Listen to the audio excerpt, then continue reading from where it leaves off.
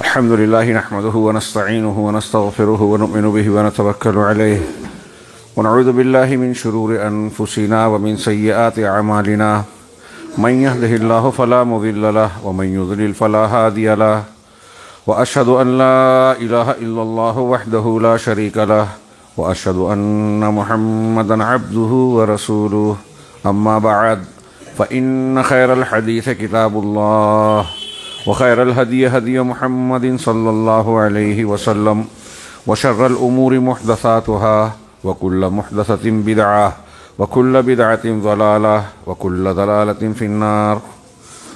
أعوذ بالله من الشيطان الرجيم. بسم الله الرحمن الرحيم. يا أيها الذين آمنوا كلوا من طيبات ما رزقناكم واشكروا لله إن كنتم إياه تعبدون. وقال تعالى يا أيها الناس كلوا مما في الأرض حلالا طيبا ولا تتبعوا خطوات الشيطان إنه لكم عدو مبين.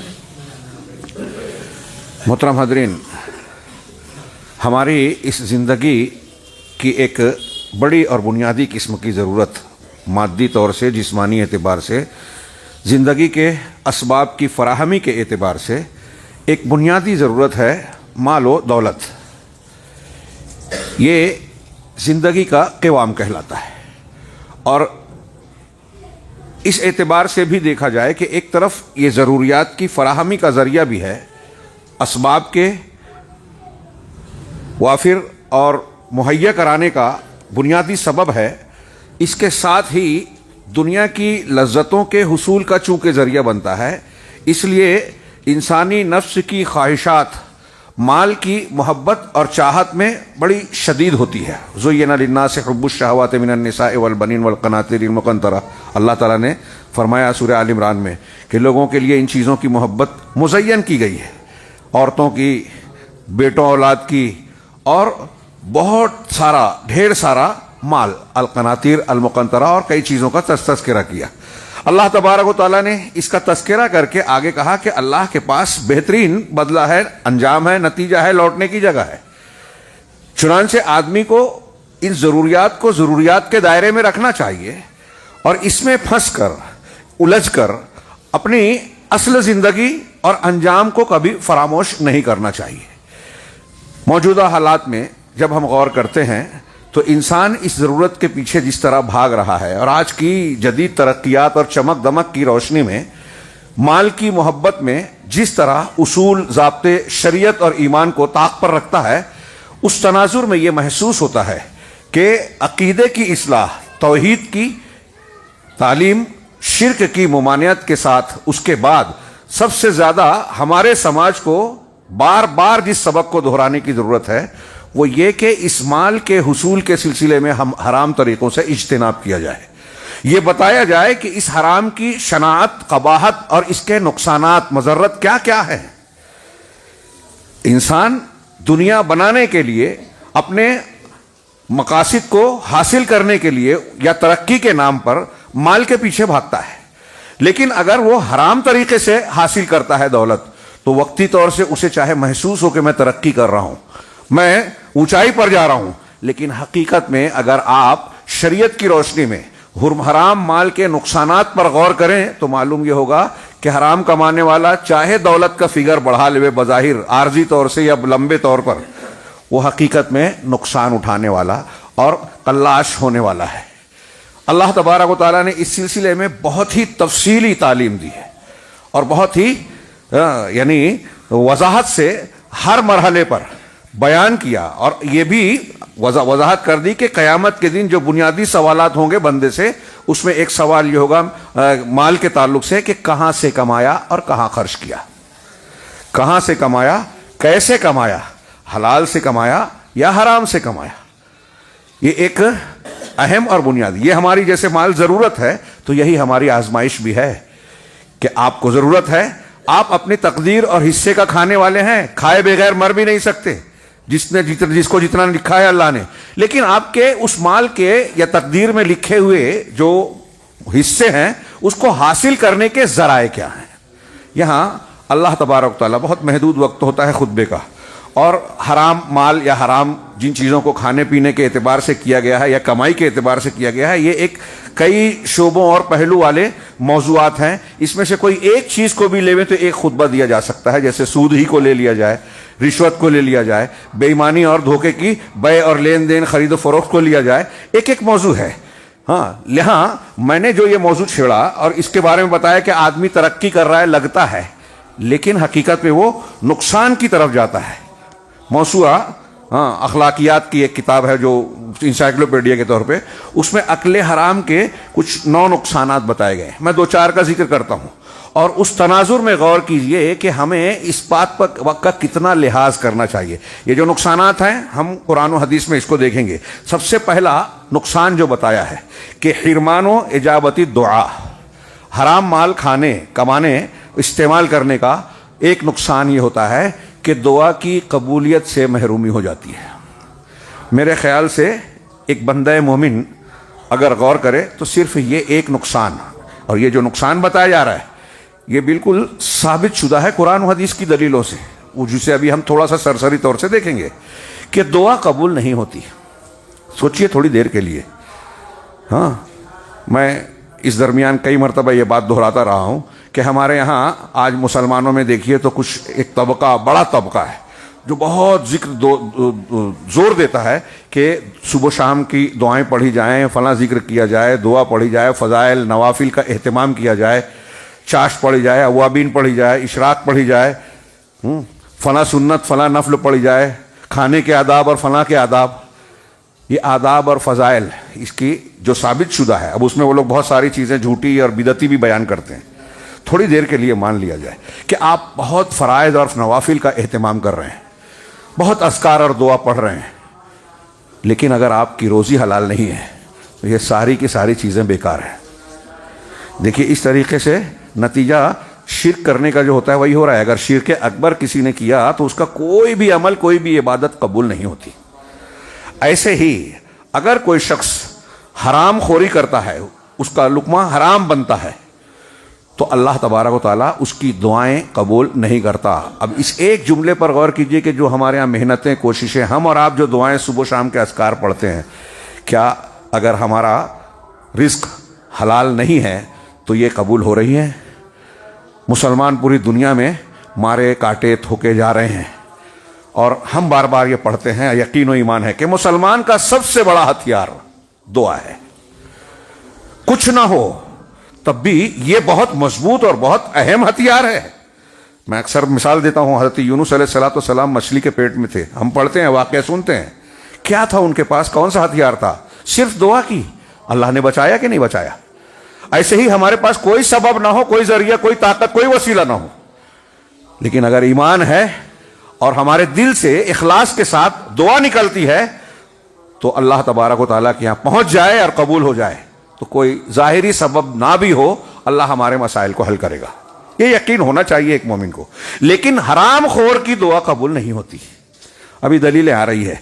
दूसरा नुकसान बताया कि ये इंसान के नफ्स की खिस्सत, जिसको हम खसासत कहते हैं, हाँ, घटियापन, खिस्सत और दनाअत उसके मामूली होने, घटिया होने की दलील है। जो हराम खाता है मतलब ये कि वो बहुत पस्त हिम्मत है, घटिया है। हाँ, अगर वो उलूए हिम्मत रखता, हौसले वाला, आला ज़र्फ होता तो हराम को हाथ नहीं लगाता, मुंह क्या लगाएगा। तीसरा नुकसान बताया कि ये अल्लाह तबारक व तआला से दूरी और लोगों के नज़दीक नाराज़गी का सबब है। जब एक आदमी हराम खाता है अल्लाह से दूर हो जाता है। और हकीकत में जल्द या देर कोई सामने आपको शेख साहब और सेठ साहब और फला साहब और ढिमा साहब कहे, सलाम करे, लेकिन दिल में इज्जत नहीं करेगा।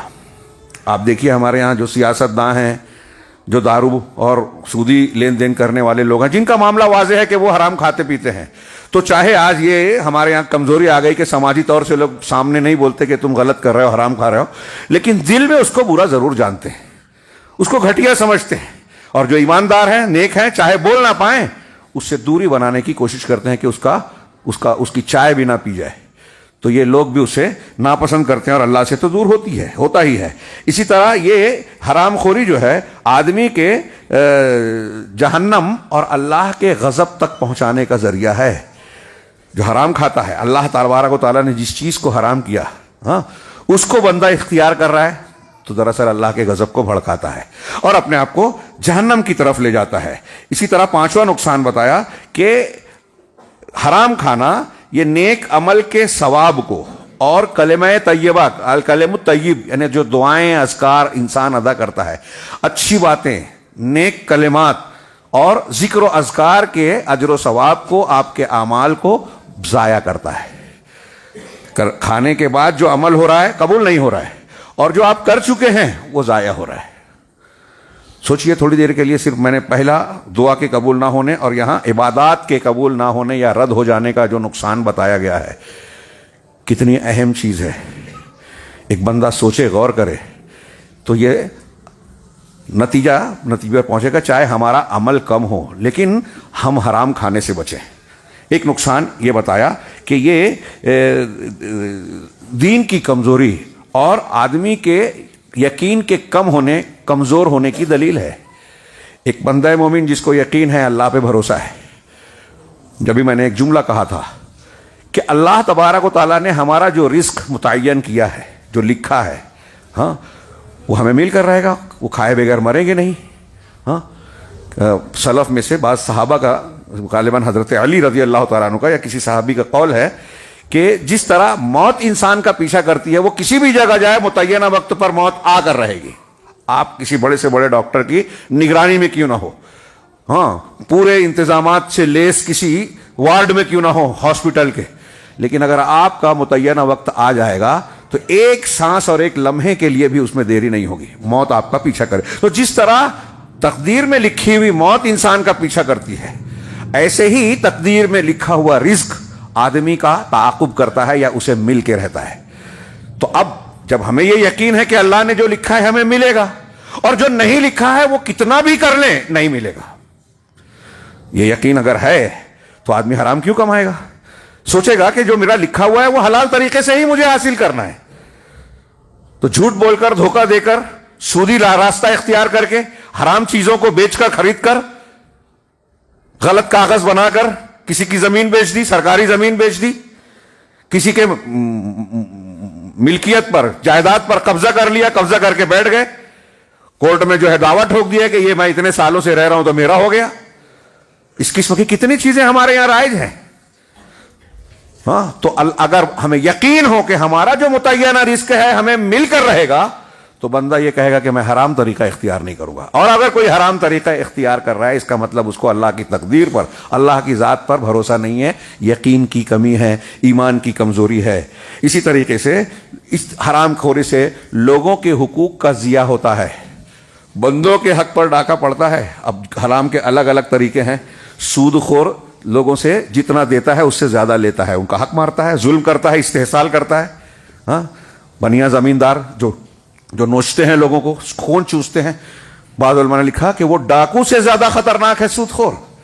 ڈاکو تو ڈائریکٹ لوٹ رہا ہے, غلط, یہ سفید پوش بن کے جو مال اس کا نہیں ہے وہ حاصل کر رہا ہے, قرضہ دے کے, فائدہ اٹھا کے لوگوں کی ضرورتوں کا استحصال کرتا ہے کہ ضرورت مند ہے تو میں اسے قرضہ دے کے اس سے زیادہ لوں جتنا میں دے رہا ہوں.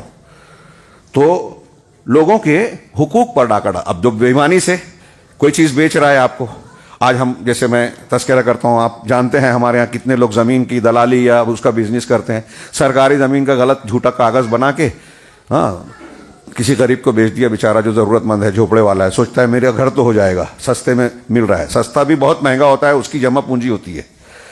کوئی سرکاری زمین کوئی کسی دوسرے کی زمین پر قبضہ کر کے جھوٹا کاغذ بنا کے بیچ دے رہا ہے.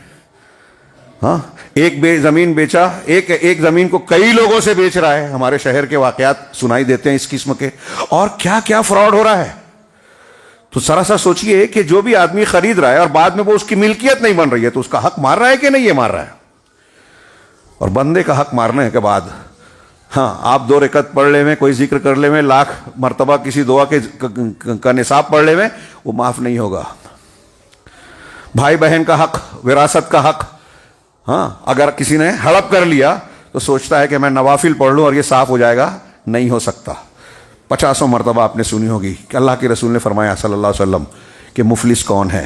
اگر اس کا کچھ نیکی ہے بھی ایسے آدمی کی تو قیامت کے دن وہ جب آئے گا تو اس کی جو نماز روزے اور نوافل اور اذکار کی جو دعائیں اور اس کے ثواب ہیں، حقدار آئے گا اور کہے گا کہ اللہ مجھ پر ظلم کیا تھا، میرا مال ہڑپ کیا تھا، مجھ کو گالی دی تھی، میری غیبت کی تھی، ہر حقدار کے حق کو اس کی نیکیوں سے بانٹ دیا جائے گا، اس کی نیکیاں ختم ہو جائے گی، حقدار باقی رہیں گے، اب ان کے گناہ اس کو دیے جائیں گے اور آخر میں یہ جہنم میں جائے گا۔ یعنی دوسروں کا حق مارنے والا جب نیکی کرتا ہے تو اپنی نیکیاں دوسروں کے لیے کر رہا ہے، آپ کی نیکی دوسرے کے کام آئے گی اگر آپ اس کا مال دھوکے سے کھا رہے ہیں، اس کا حق مار رہے ہیں۔ اسی طریقے سے عقل حرام جو ہے، حرام خوری، یہ بدن اور عقل کے نقصانات کا سبب ہے، آپ کو جسمانی طور سے بھی نقصان پہنچائے گا اور عقلی طور سے بھی کن ذہن بنائے گا۔ رزق حلال میں برکت ہوتی ہے، رزق حرام میں بے برکتی اور نقصان ہوتا ہے، روحانی اعتبار سے بھی اور مادی اعتبار سے بھی۔ اب یہ سب کے سب ہو ہی گئے، نواں سبب جو ذکر کیا ہے کہ یہ مختلف قسم کے دنیاوی مصائب کا سبب ہے اور عذاب کا سبب ہے۔ یہ آخر والا نوٹ کریں، مسلمانوں پر مصیبتیں تکلیفیں آتی ہیں، دشمنوں کا تسلط ہے، ہمارے خلاف قوانین بن رہے ہیں، ہم کو بدنام کیا جاتا ہے، ظلم بھی ہوتا ہے، جیل میں بھی ڈالا جاتا ہے، بدنام بھی کیا جاتا ہے، جھوٹ بولا جاتا ہے، ہم صفائی بھی نہیں کر پاتے، ہمارے نوجوانوں کو پکڑ لیا جاتا ہے، باتیں سنی نہیں جاتی ہے، مسلمانوں کو کھلونا بنا دیا گیا پوری دنیا میں، ہندوستان میں تو ہے ہی، فلسطین کبھی جو ہے اس سے جو ہے خون ہمارا رشتہ ہے تو کبھی کسی اور جگہ سے زخم بہتا ہے، پوری دنیا میں یہ زک لگائی جا رہی ہے۔ تو رزق حرام ایک سبب ہے اس کا، مختلف قسم کی دنیاوی مصیبتوں کا، آخرت کا جو ہے، اور آخرت میں اللہ تعالیٰ نے الگ الگ حرام خوروں کے الگ الگ سزا بتائی ہے۔ یتیم کا، وہ معراج کی حدیث پڑھی ہے، اللہ کے رسول نے جہنم میں مختلف لوگوں کو دیکھا تو یتیم کا مال کھانے والا، سود خور، زنا کرنے والا اور مختلف قسم کے دوسرے گناہوں کرنے والوں کے الگ الگ قسم کے، یعنی جہنم میں جو عذاب ہے گناہوں کے اعتبار سے اسپیشل اور خاص عذاب بھی ہے۔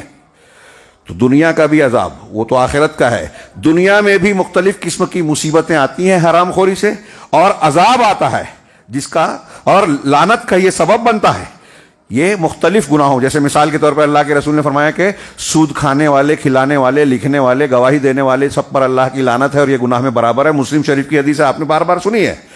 تو جب یہ اللہ کے رسول صلی اللہ علیہ وسلم کی زبان سے وہ لعنت کا مستحق ہے جو سودی لین دین کر رہا ہے، بینکنگ سسٹم سے عمل کر رہا ہے، کما رہا ہے، اس میں نوکری کر رہا ہے، لعنت کا مستحق ہے۔ اور یہ برکت کے اٹھا دینے کا سبب ہے جو میں نے بھی ذکر کیا۔ تو مثال کے طور پہ یہاں دلیل دی، یمحق اللہ الربا، اللہ سود کو مٹاتا ہے، سود خور، سودی لین دین کرنے والا، اس کو لگتا ہے میں ترقی کر رہا ہوں، لیکن قرآن کہتا ہے کہ اللہ سود کو مٹاتا ہے۔ تو مانوی اعتبار سے بھی اس کا فائدہ نہیں ہوتا اور مادی اعتبار سے بھی کچھ دن لگتا ہے اس کو کہ میں ٹرن اوور اچھا کر رہا ہوں، لیکن پھر کچھ دنوں کے بعد وہ مائنس چلا جاتا ہے، قرضہ زیادہ، سود زیادہ دینا ہے، چاہے اس کو ٹرن اوور کچھ نظر آ رہا ہے۔ تو اللہ سود کو مٹاتا ہے۔ اسی طرح بخاری مسلم کی جو حدیث ہے، حضرت حکیم بن نظام کے البیعان بالخیار ما لم یتفرقا، کہ دو خرید و فروخت کرنے والے اختیار رکھتے ہیں جب تک کہ جدا نہ ہو جائے، ایک مجلس میں سودا رد کر سکتے ہیں، لیکن الگ ہو گئے تو پھر نہیں کر سکتے۔ پھر آگے ہے اس کی ایک شرط الگ ہے، تو آگے ہے کہ فَإِن کیا ہے، صدقا و بینا بورک فی بیعہما، اگر دونوں سچ بولے خرید و فروخت کرنے والے اور اپنے سامان کی بات کو واضح کر دیں کہ میرے اس میں یہ عیب ہے، یہ خرابی ہے، یہ حقیقت ہے، اگر سچ بولتے ہیں، صحیح طور سے وضاحت کرتے ہیں تو ان کی بیع میں برکت ہوگی، سچ بولنے سے برکت ہوگی، یہ اللہ کے رسول فرمایا، بخاری کی حدیث ہے۔ وَإِن كَذَبَ وَكَتَمَ، اگر دونوں جھوٹ بولتے ہیں اور عیب کو چھپاتے ہیں، خرید و فروخت میں جھوٹ بول کے عیب چھپاتے ہیں، جیسے اپنے یہاں ابھی سمجھ لیجیے زمین کے معاملے میں کچھ گڑبڑ ہے، چھپا رہے ہیں، کاغذ نہیں بتا رہے ہیں، یا کوئی اور معاملے میں گڑبڑ ہے، پھل فروٹ بیچنے والا ہو، دودھ بیچنے والا ہو، یا چھوٹے سے چھوٹے اور بڑے سے بڑے بزنس کرنے والا ہو، اگر جھوٹ بول رہا ہے اور عیب کو چھپا رہا ہے تو اللہ کے رسول صلی اللہ علیہ وسلم کا فرمان ہے، محقت برکت بیعہما، ان کے لین دین کی برکت مٹا دی جاتی ہے۔ یہ میں نے نقصانات اس لیے پڑھے کہ آپ کے دماغ میں رہے، اور اس کے بعد جب یہ قرآن کی آیتیں اور دلیلیں آپ نظر ڈالیں تو یہ نقصانات آپ کے ذہن میں تازہ ہوں۔ وقت پہلے ہی سے تاخیر سے شروع ہوا جمعہ کا خطبہ، تھوڑا سا زیادہ لوں گا۔ یہ چند آیتیں اور چند حدیثیں ملاحظہ فرمائیں۔ اللہ تبارک و تعالیٰ، میں نے شروع میں ایک آیت پڑھی سورہ بقرہ کی، یا ایھا الذین آمنوا کلوا من طیبات ما رزقناکم، اے ایمان والو جو پاکیزہ چیزیں ہم نے آپ کو عطا کی ہے، رزقا روزی دی، عطا کیا، اس میں صرف کھانا ہی نہیں ہے، لباس ہے اور ساری چیزیں استعمال کیا گئی. جو بھی پاکیزہ چیزیں ہیں، طیبات ہیں، اس کو تم کھاؤ اور اللہ تبارک و تعالیٰ کا شکر ادا کرو اگر تم اسی کی عبادت کرتے ہو. یعنی اگر تمہارے اندر اسی کی عبادت کرتے ہو اسے جوڑا. دیکھے توحید سے جوڑا ہے آیت نے. ہمارے یہاں لوگوں کی سمجھ میں نہیں آتی لاجیکل کہ توحید کا تعلق ہماری زندگی کے ہر پہلو سے ہے. اگر ایک آدمی حرام کھا رہا ہے نا تو اس کا مطلب اس کی توحید صحیح نہیں ہے. توحید صحیح ہوتی تو اللہ سے ڈرتا، اللہ کی شریعت اور اس کے احکامات کی پابندی کرتا، اس کی حرام کی ہوئی چیز کو ہاتھ نہیں لگاتا. تو اگر اس کی عبادت کرتے ہو تو حلال کھاؤ، پاکیزہ چیزوں کو کھاؤ اور اللہ تبارک و تعالیٰ کا شکر ادا کرو. یہ دوسری آیت سورہ بقرہ ہی کی ہے. یا ایھا الناس، یہاں اوپر یا ایھا الذین آمنوا تھا، ایمان والو، یہاں لوگوں سے خطاب ہے. یا ایھا الناس، اے لوگو، کلوا مما فی الارض حلالا طیبا، زمین میں جو کچھ ہے اللہ نے دنیا میں جو بھی دیا ہے حلال اور طیب پاکیزہ اسے کھاؤ. حلال ضد ہے حرام کی، طیب ضد ہے خبیث کی. پاکیزہ جو ہے وہی حلال ہے اور جو حلال ہے وہ پاکیزہ ہے. شریعت نے جس چیز کو حلال کیا وہ طیب ہی ہے، جو خبیث ہے شریعت نے اس کو حرام کیا. وہ چاہے کھانے پینے میں ہو، اخلاقیات میں ہو. جو خبیث اور گندی چیزیں ہیں اللہ تبارک و تعالیٰ غیرت مند ہے، اس کی غیرت اس بات کا حکم نہیں دیتی کہ خبیث اور فحش چیزوں کو اختیار کیا جائے، کھایا پیا جائے. تو اللہ نے کہا، اللہ تعالیٰ کا فرمان ہے جو پاکیزہ اور حلال ہے اسے کھاؤ. ولا تتبعوا خطوات الشیطان، اور شیطان کے نقش قدم پر نہ چلو. اس کا مطلب جو حرام کھا رہا ہے، شریعت کے حلال کی اور پاکیزہ چیزوں کی پابندی نہیں کرتا، وہ جو ہے وہ کیا شیطان کے نقوش قدم کی پیروی کر رہا ہے. انہ لکم عدو مبین، وہ آپ تم لوگوں کا کھلا دشمن ہے. پچھلے ہفتے بھی میں نے کچھ باتیں کہی تھی خطبے میں مسجد ایوب میں. تو اس میں کہا کہ جب بھی انسان گناہ کرتا ہے، حرام کام کرتا ہے، بدعت، شرک، کفر، گناہ کا ارتکاب کرتا ہے، تو وہ شیطان سے دوستی کر رہا ہے. اللہ نے بتایا کہ وہ تو کھلا دشمن ہے اور ہم اپنے عمل سے کہہ رہے ہیں کہ نہیں ہم تو شیطان کو دوست مانتے ہیں. تو اللہ تعالیٰ نے واضح کہا وہ تمہارا کھلا دشمن ہے. اسی طرح اللہ نے فرمایا یا ایھا الذین آمنوا لا تاکلوا اموالکم بینکم بالباطل، اے ایمان والو اپنے مالوں کو آپس میں باطل طریقے سے نہ کھاؤ. یہ سورۃ النساء کی آیت ہے. اب باطل طریقے سے کھانے کی بہت سی شکلیں ہو سکتی ہے. جھوٹ بول کر، غلط کاغذ دکھا کر، غلط چیز بیچ کر، سڑا ہوا گندا باسی مال، پھل، اناج، دودھ ملاوٹ والا سونا پیتل ملا کے صحیح کیرٹ کا نہ ہو، ایسے کوئی بھی چیز آدمی بیچ رہا ہے، ناپ تول میں کمی کر رہا ہے، یہ سب باطل طریقے سے کھانا ہے. حرام چیز بیچ رہا ہے، مردار کی خرید و فروخت تو حرام ہے. ہاں، اسی طرح سودی لین دین حرام ہے. سور کا، کتے کا، بلی کا لین دین حرام ہے. شراب کا لین دین حرام ہے. شراب بنانا، بیچنا، خریدنا، پہنچانا سب حرام ہے. نشے کی چیزیں بیچنا، خریدنا حرام ہے. تو یہ جو بھی کرتا ہے اللہ کہہ رہا ہے وہ باطل طریقے سے کھا رہا ہے. اللہ کہہ رہا ہے باطل طریقے سے آپس میں مال نہ کھاؤ. الا ان تکون تجارتا عن تراض منکم، الا یہ کہ تمہاری باہمی رضامندی کے ساتھ لین دین اور تجارت ہو حلال چیزوں کا. یہ قرآن کی چند جگہ کی آیتیں ہیں. ہاں، مسلم شریف کی ایک حدیث ہے کہ اللہ تبارک و تعالیٰ طیب ہے. اللہ کے رسول صلی اللہ علیہ وسلم فرمایا یا ایھا الناس ان اللہ طیب لا یقبل الا طیبا. اے ایمان والو، اے لوگو، اللہ طیب ہے، پاکیزہ ہے اور صرف پاکیزہ چیز کو قبول کرتا ہے. یہاں وقت نہیں ہے. علامہ ابن تیمیہ کا، علامہ ابن قیم کا ایک بڑا شاندار قول ہے. وہ کہتے ہیں کہ میں اپنے الفاظ میں اسے نقل کر رہا ہوں. وہ کہتے ہیں کہ جنت پاکیزہ جگہ ہے، جنت پاکیزہ ہے اور وہاں صرف وہی لوگ داخل ہوں گے جو بالکل پاک صاف ہوں گے، جسمانی اعتبار سے بھی اور ان کا قلب اور باطن بھی انتہائی پاک صاف ہوگا. تو جو شرک سے پاک ہوگا، گناہوں سے پاک صاف ہوگا، وہ جنت میں جائے گا. اور جو گنہگار ہے، ہاں، اس میں دو قسم کے گنہگار ہوں گے. ایک ایسے گناہ جو ہے وہ گندگی ہے، تو ایک گندگی ایسی ہوگی جو جہنم میں جانے کے بعد اللہ کی مشیت کے مطابق کچھ دن رہ کر اس کی گندگی صاف ہو جائے گی. تو وہ جہنم سے نکالا جائے گا، اللہ تعالیٰ صاف کر دے گا اس کو، اللہ کی مشیت اور حکم ہوگا، وہ صاف ہو جائے گا اور جنت میں جائے گا. لیکن کچھ گندگی اور خباثت ایسی ہے کہ جہنم میں وہ عینی خباثت ہے، یہ کفر ہے، کفر اکبر، شرک اکبر.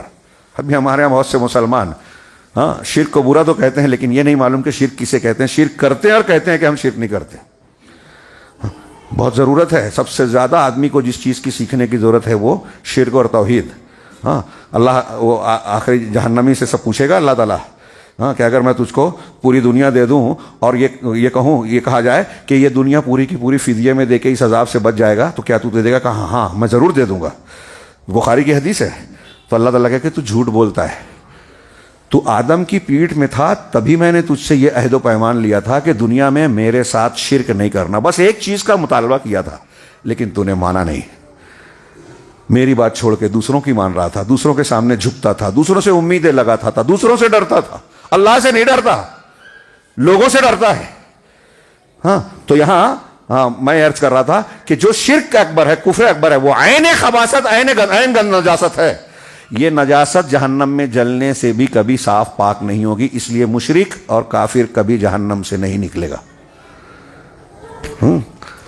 حرام خور اگر مومن ہے تو ہو سکتا ہے جہنم میں جائے, اللہ نے بتایا, اللہ رسول نے بتایا. لیکن اگر توحید اور عقیدہ صحیح ہے تو ایک مدت رہنے کے بعد اللہ کی مشیت سے باہر نکل سکتا ہے, اللہ معاف کر سکتا ہے. مشرک معاف نہیں ہوگا, کافر معاف نہیں ہوگا. اور اسے بھی لائٹلی نہ لیا جائے کہ ارے چلو معاف تو ہو جائے گا, کچھ دن رہ لیں گے. ہاں جہنم کا ایک غوطہ, ہاں ایک مومن کا رونگٹا کھڑا ہو جائے, لرز جائے, اس کو تصور کر کے بھی ایسی خطرناک جگہ ہے وہ. تو اللہ تبارک و تعالیٰ نے کیا ہے, اللہ کے رسول صلی اللہ علیہ وسلم نے فرمایا کہ اللہ طیب ہے اور طیب کو پسند فرماتا ہے, یعنی پاکیزہ چیز کو, گندی چیز کو حرام کما کے آپ صدقہ و خیرات کریں. ہاں ہمارے ایک مولانا تھے, کہتے تھے کہ آدمی حرام کر چیز کو کما کر اللہ کے راستے میں خرچ کرتا ہے تو ایسے ہی جیسے گٹر کے پانی سے نہا رہا ہے. پیشاب والے پانی سے نہا کے پاک ہوگا کوئی؟ تو ایسے ہی حرام پیسہ جو لوگ خرچ کرتے ہیں, صدقہ و خیرات کرتے ہیں کہ چلو سودی لین دین کر لیا, کسی دوسرے کا حق مار لیا, 4 غریب کو کھلا دیے تو ہمارا معاملہ صاف ہو جائے گا, ایسا نہیں ہے. تو اللہ نے کہا کہ اللہ قبول کرتا ہے طیب اور پاکیزہ کو. سوچئے, پاکیزہ چیز ہوگی تو دعا قبول ہوگی, پاکیزہ چیز ہوگی تو صدقہ و خیرات اور نیکیاں قبول ہوگی, زکوٰۃ اور حج قبول ہوگا, ورنہ نہیں.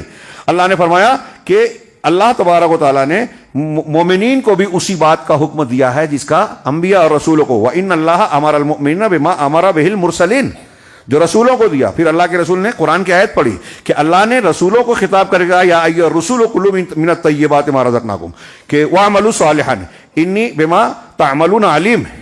یہ رسولوں کو خطاب کر کے کہا کہ اے رسولو, جو ہم نے تم کو حلال اور طیب چیزیں دی ہے اس کو کھاؤ, میں تمہارے اعمال کو خوب جانتا ہوں. اسی طرح اللہ تعالیٰ نے لوگوں سے کہا یا ایھا الذین آمنوا کلوا من طیبات ما رزقناکم, جو میں نے پہلے آیت پڑھی کہ اے ایمان والو, جو ہم نے تم کو روزی دی ہے اس میں سے طیب اور پاکیزہ چیزوں کو کھاؤ. پھر اللہ کے رسول صلی اللہ علیہ وسلم نے یہ کہنے کے بعد آگے کہا, صرف یہ ایک جو پہلا نقصان بتایا تھا میں نے, غور کیجئے. اور آج وہ لوگ جو فضائل وغیرہ پر اعتماد کرتے ہیں کہ ہمارا سارا مسئلہ حل ہو جائے گا, وہ اسے پڑھیں کہ مسئلہ حل ہونے کے لیے جو آپ دعا مانگتے ہیں, فلسطین کے مسلمان کے لیے دعا مانگتے ہیں, اپنے بچوں کے لیے جو دعا مانگتے ہیں, اپنے کاروبار کی حفاظت کے لیے جو دعا مانگتے ہیں, اس دعا کی قبولیت کا دار و مدار جہاں صحیح عقیدے پر ہے وہاں دوسرا ہے کہ آپ کی روزی اور کھانا حلال ہو. چنانچہ اللہ کے رسول نے فرمایا, پھر اللہ کے رسول صلی اللہ علیہ وسلم نے ذکر ثم ذکر الرجل, پھر ایسے آدمی کا اللہ کے رسول نے ذکر کیا یطیل السفر, جو لمبا سفر کرتا ہے. حدیث میں ہے کہ مسافر کی دعا اللہ قبول کرتا ہے. اس لیے ایک کیفیت بتائی کہ جو لمبا سفر کرتا ہے, اشعث اغبر, جس کے بال بکھرے ہوتے ہیں, پریشان حال ہے اور غبار آلود ہے وہ. یہ دیکھیے اس کی پریشانی کا تذکرہ کرتے ہوئے اللہ کے رسول نے یہ کیفیت ہوئی. اب ایسی حالت میں سفر میں ہے, پریشان حال ہے, مجبور ہے, اور پھر یمد یدہ الی السما, اپنے دونوں ہاتھوں کو آسمان کی طرف اٹھاتا ہے اور کہتا ہے یا رب یا رب, اے پروردگار اے پروردگار. لیکن اللہ کے رسول آگے فرماتے ہیں وَمَطْعَمُهُ حَرَامٌ وَمَشْرَبُهُ حَرَامٌ وَمَلْبَسُهُ حَرَامٌ وَغُذِيَ بِالْحَرَامِ فَأَنَّىٰ يُسْتَجَابُ لَهُ, کہ اس کا کھانا حرام ہے, اس کا لباس حرام ہے, اس کا پینا حرام ہے, اس کا لباس حرام ہے, اور وہ حرام کی غذا سے پلا بڑا ہے, تو اس کی یہ دعا کیسے قبول کی جائے گی؟ مطلب اللہ کے رسول کہہ رہے ہیں کہ جو ایسی حالت میں بھی ہے کہ اللہ جس کی دعا کو قبول کرتا ہے, اگر حرام خور ہے, حرام کپڑا پہنتا, کھاتا پیتا ہے, تو اللہ تبارک و تعالیٰ اس کی دعا کو قبول نہیں کرے گا.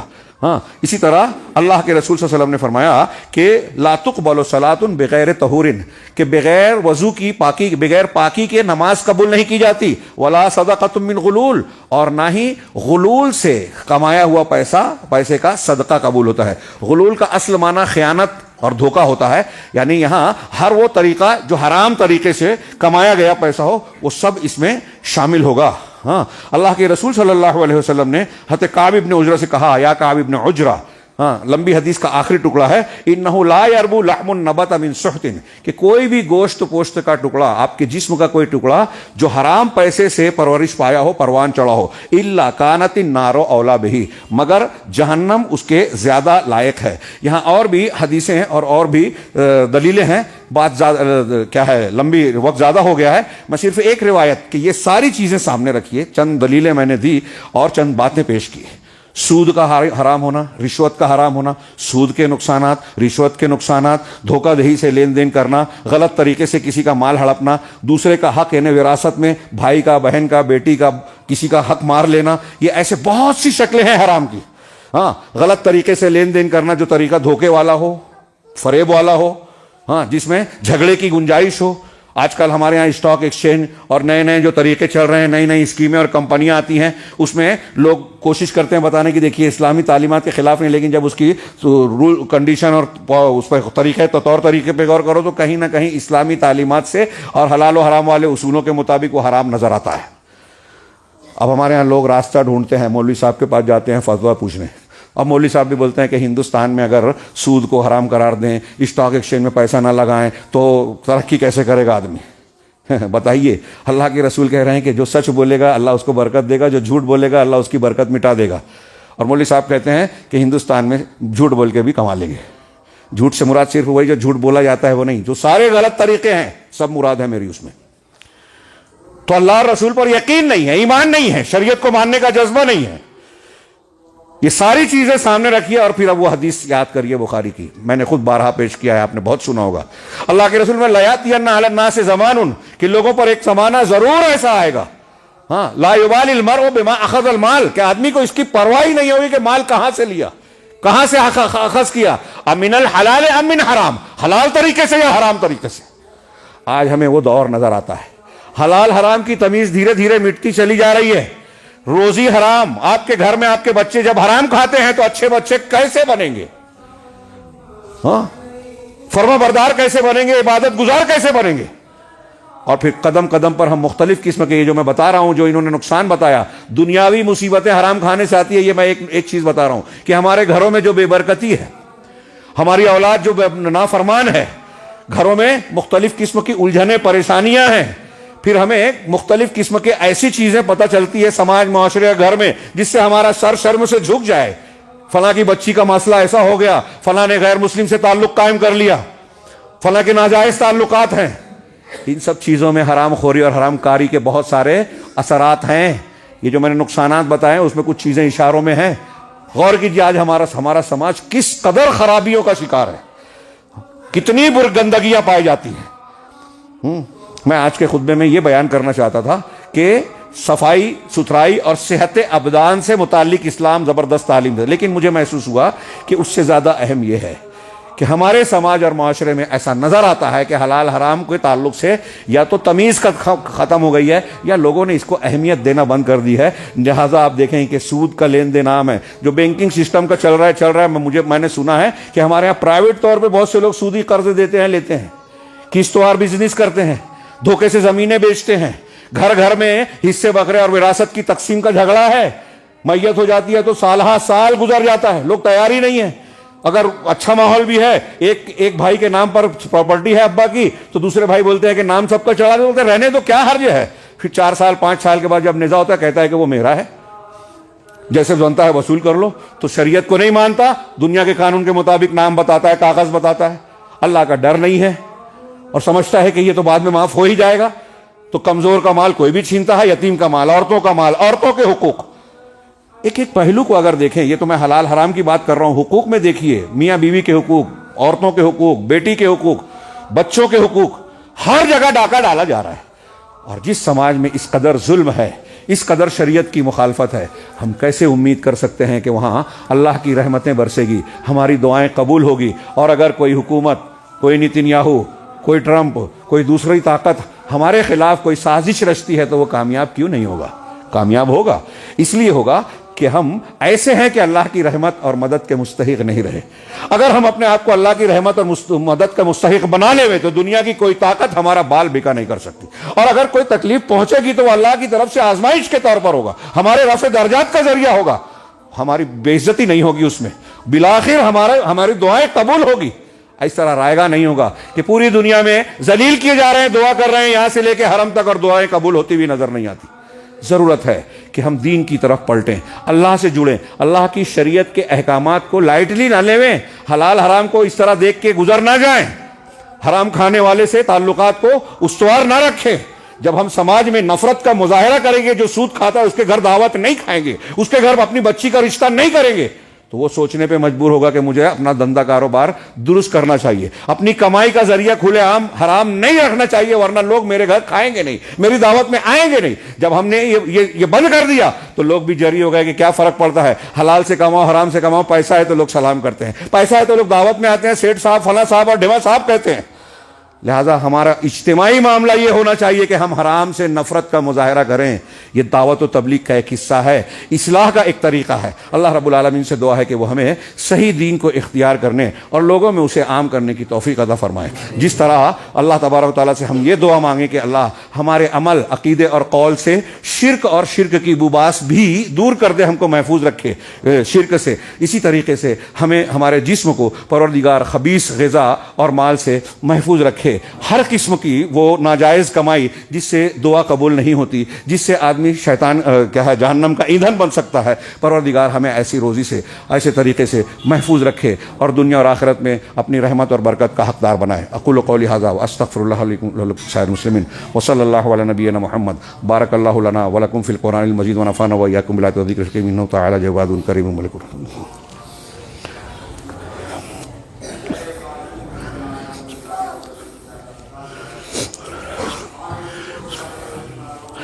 الحمد للہ نحمده ونستعینه ونستغفره ونؤمن به ونتوکل علیہ ونعوذ باللہ من شرور انفسنا ومن سیئات اعمالنا من يهده الله فلا مضل له ومن يضلل فلا هادي له واشهد ان لا اله الا الله وحده لا شريك له واشهد ان محمدا عبده ورسوله اما بعد فاعوذ بالله السميع العليم من الشيطان الرجيم بسم الله الرحمن الرحيم ان الله وملائكته يصلون على النبي يا ايها الذين امنوا صلوا عليه وسلموا تسليما اللهم صل على محمد وعلى ال محمد كما صليت على ابراهيم وعلى ال ابراهيم انك حميد مجيد اللهم بارك على محمد وعلى ال محمد كما باركت على ابراهيم وعلى ال ابراهيم انك حميد مجيد عباد الله رحمني ورحمكم الله ان الله يأمر بالعدل والاحسان وايتاء ذي القربى وينهى عن الفحشاء والمنكر والبغي يعظكم لعلكم تذكرون اذكروا الله يذكركم وادعوه يستجيب لكم ولذكر الله تعالى أعلى وأجل وأكبر